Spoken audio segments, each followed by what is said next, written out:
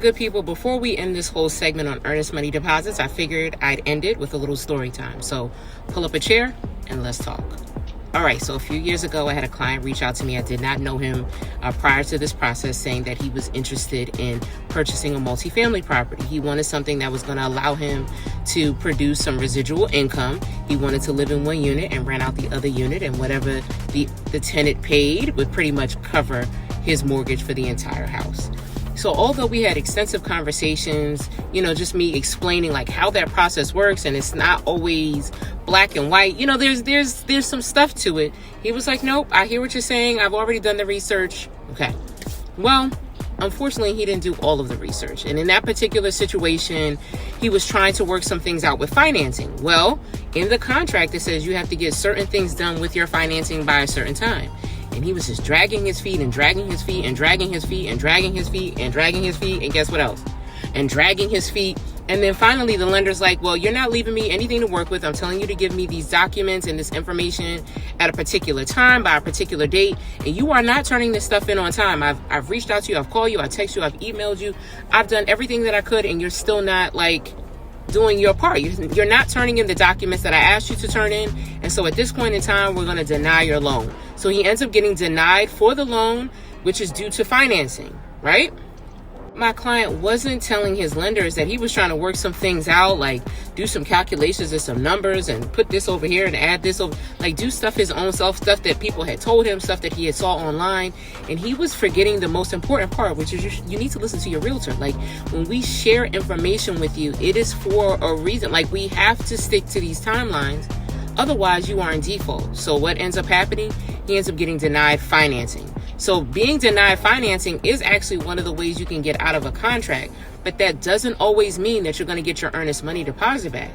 And it really didn't mean that he was probably going to get his money back, because the reason why he was denied, not the loan, is not because he didn't have the money, and it wasn't because he wasn't qualified. It was because he was not turning in documents like he was supposed to in a timely manner, and the lender had no other choice but to say, I'm sorry, we have to deny this loan.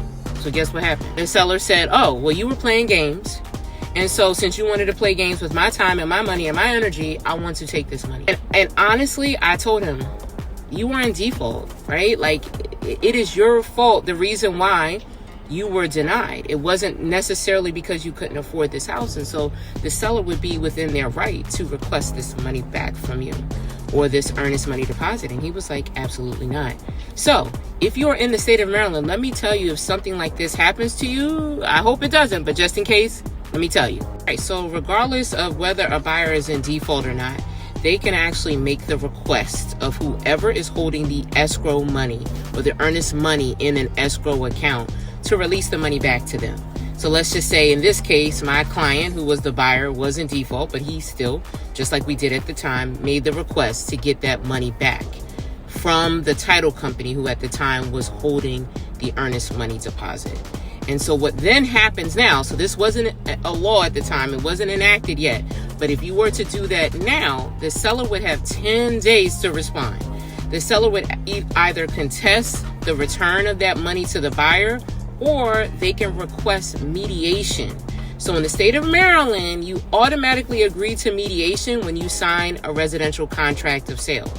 And so the buyer and seller do have to pay for mediation. That's even before you could get to the point of litigation. What happened to my client then happened now.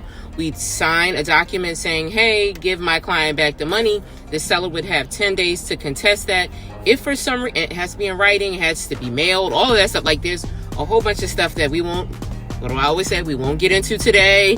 We'll get into again. And if for some reason the seller does not contest that, then the buyer has the opportunity to actually get that money back. So there is not like a loophole, but there is a way around, but in my client's case, that was not the case.